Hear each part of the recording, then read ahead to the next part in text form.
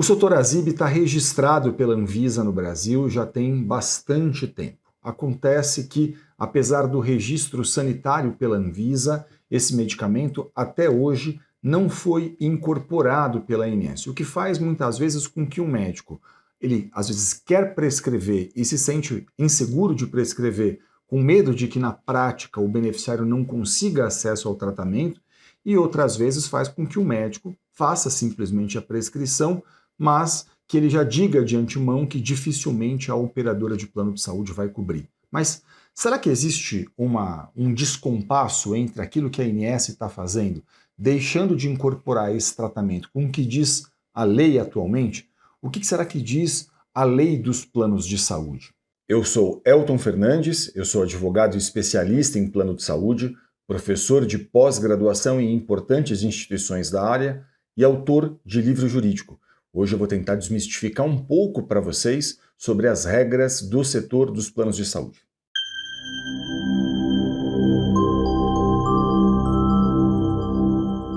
Embora seja um medicamento bastante importante, esse medicamento não consta dentro do rol de procedimentos da ANS. O que é isso?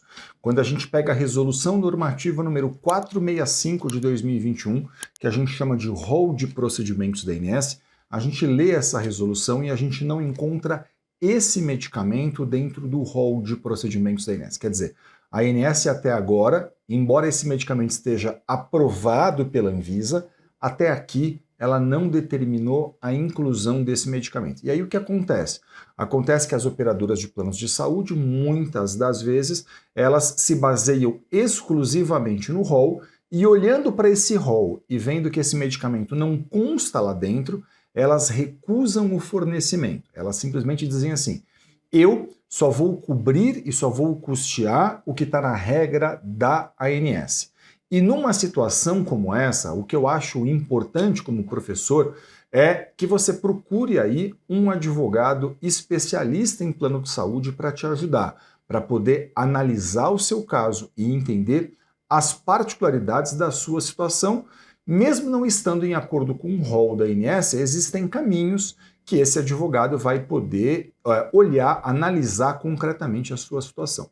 Por que eu acho importante que você faça isso? É porque, veja, a lei dos planos de saúde atualmente, a lei 9656 de 98, ela diz que mesmo não estando, se um procedimento ou um tratamento não está em acordo com o rol de procedimentos da ANS, mas está em acordo com a ciência, a operadora de plano de saúde deverá custear o tratamento. Veja, a lei chega a usar essa expressão, deverá, ok? Essa não é uma expressão que eu estou aqui utilizando sem que eu tenha pego ela de dentro da regra. Então, notem o seguinte, mesmo fora dessas condições estabelecidas pela ANS, mesmo que um tratamento, um procedimento não esteja exatamente em acordo com o rol de procedimentos da ANS, a lei ela está fazendo uma expressa menção de que, se não estiver no rol, mas estiver em acordo com a ciência, a operadora de plano de saúde deve fazer a autorização disso.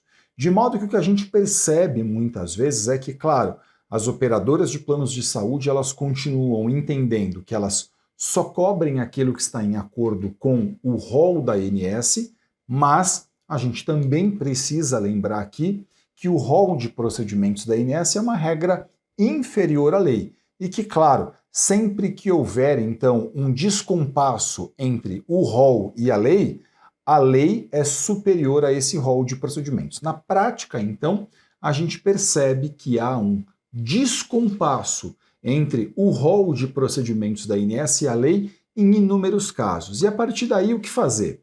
Nessa situação, um advogado especialista em plano de saúde vai poder analisar o seu caso e ele vai poder, então, a partir dessa análise, entender o seguinte: se está em acordo com a regra da ANS, ele pode, ele mesmo, inclusive, ajudar você a formalizar a reclamação dentro da ANS. Essa é uma prerrogativa que o advogado tem, que esse profissional possui. E aí, claro, se não estiver em acordo com a regra da ANS, ele vai ter que entender o caso, analisar se é, por exemplo, a situação de mover eventualmente uma ação judicial contra esse plano de saúde, a fim de buscar no Poder Judiciário a cobertura desse tipo de tratamento. ok? Então, essa é uma possibilidade que o advogado possui. E claro, você deve estar perguntando, mas será que se eu tiver, por exemplo, que mover uma ação, como é que isso funciona, né? Como é que seria isso na prática? Isso não vai levar muito tempo? Deixa eu explicar um pouquinho para vocês essa questão.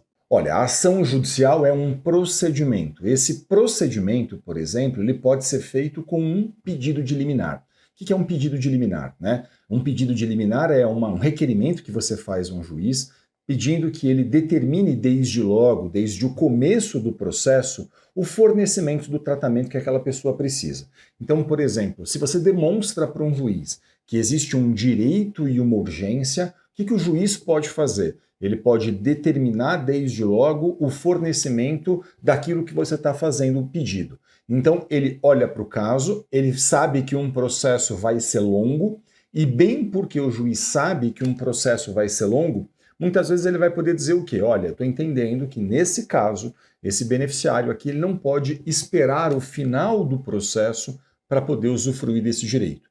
Então, entendendo que existe direito e que existe urgência, ele pode, então, determinar essa liminar. Ele pode conceder essa ordem liminar a fim de que a pessoa possa usufruir desse direito logo no começo do processo. Ele pode fazer isso a qualquer momento, né, a qualquer momento da ação judicial, mas é mais comum, por exemplo, que haja essa análise desde logo, desde o começo, a fim de que, demonstrando que existe direito, demonstrando que existe urgência, que seu caso está em acordo com a lei, que o relatório médico faz a indicação clara de que há uma urgência, de que o caso está em acordo com a ciência, por exemplo, ele possa então fazer a determinação disso. E note, esse processo hoje em todo o Brasil é inteiramente eletrônico.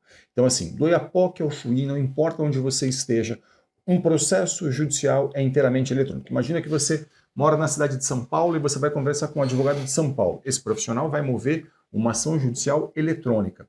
Hoje existem até audiências que são feitas de forma eletrônica, embora nesses processos especificamente que envolvem plano de saúde, é incomum que haja a necessidade de uma audiência.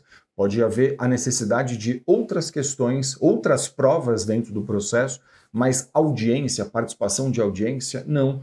Em geral, isso não é feito, mas, claro, é sempre muito importante que você converse com um profissional especialista em plano de saúde, a fim de que esse profissional possa analisar as particularidades do seu caso, entender se cabe ou não, qual o caminho vai percorrer, se entender que cabe, e esse profissional vai poder orientar você em acordo com as especificidades do seu caso. Você vai poder dizer para mim eventualmente, mas eu não conheço ninguém que seja especialista nisso. Veja, deixa eu falar uma coisa para vocês.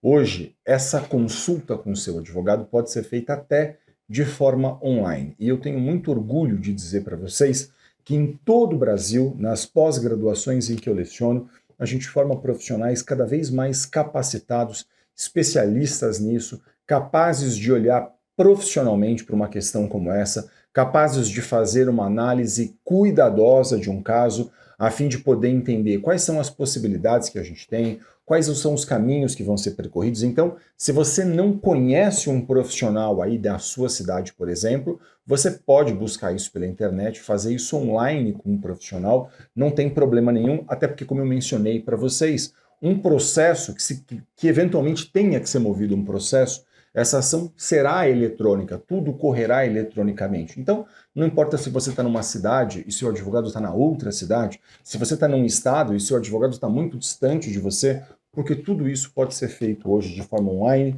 e eu tenho muito orgulho de poder dizer que em todo o Brasil a gente forma nas pós-graduações em que eu leciono profissionais muitíssimo capacitados para lidar com esse tipo de questão. Então, eu sugiro muito que você converse sempre com profissionais especialistas nesse tema.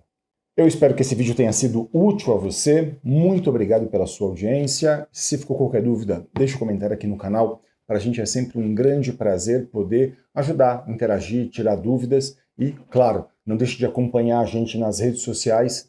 Muito sucesso para você e saúde. Até o próximo vídeo.